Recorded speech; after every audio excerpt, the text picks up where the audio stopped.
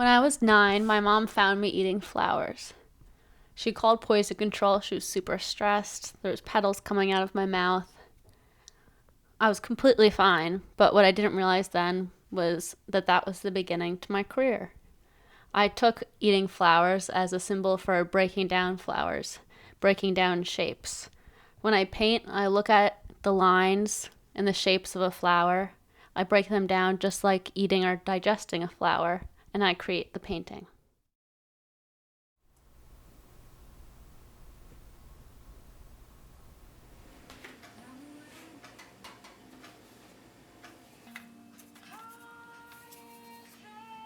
I'll do the skies.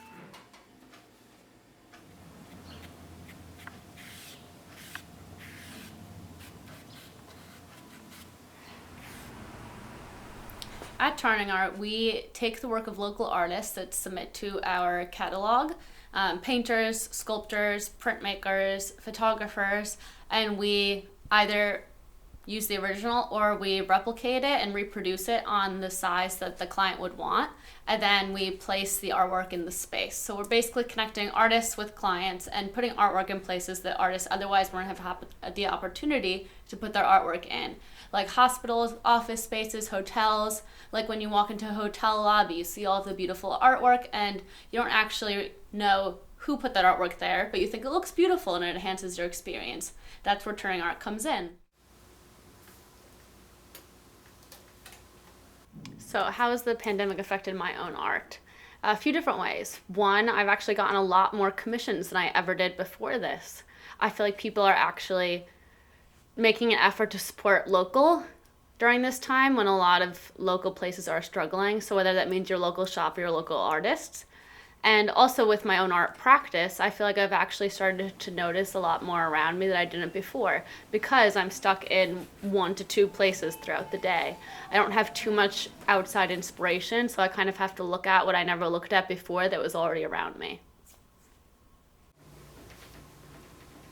Part of the reason that I love working at Turning Art is because it supports local and up-and-coming artists like me. And I get to curate their artwork for these different spaces. And I got into the arts originally because of my OCD that developed at age 9. And my mom kind of put me into art as an extra thing that she thought would calm me besides therapy. And it actually turned into its own form of therapy for me. I found that in art, in the beginning, when I was younger, I was quite a perfectionist. I always needed to have every line straight.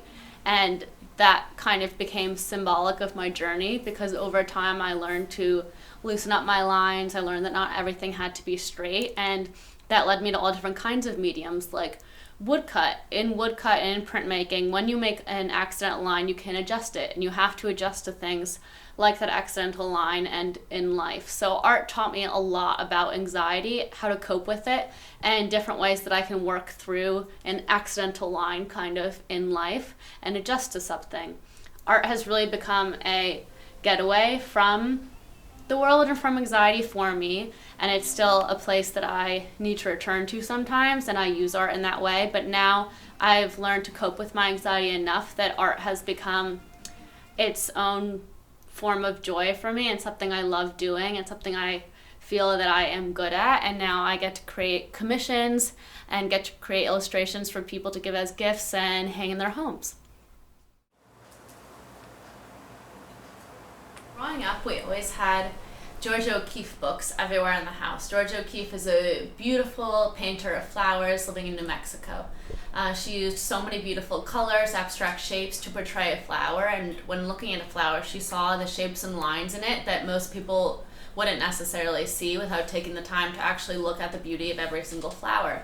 I think just from growing up reading those kinds of books, I was attracted to drawing flowers, and it was always something I was interested in, painting, drawing, carving into wood, ever since I was younger and throughout high school. So I think going into college, it was something that was in the back of my head as an interest of mine, and once I wanted to get into abstraction and play around with that field, I kind of used flowers as the vehicle for abstraction. So instead of just starting from nowhere, you need to start from a jumping off point in order to get to an abstracted image. So I would start with a flower, and as I was looking at the flower to gain inspiration for my abstract imagery, I realized that a lot of the flowers have the same beautiful natural curves and lines as a woman does. So I began to correlate the female figure and the flower and combine them into my painting.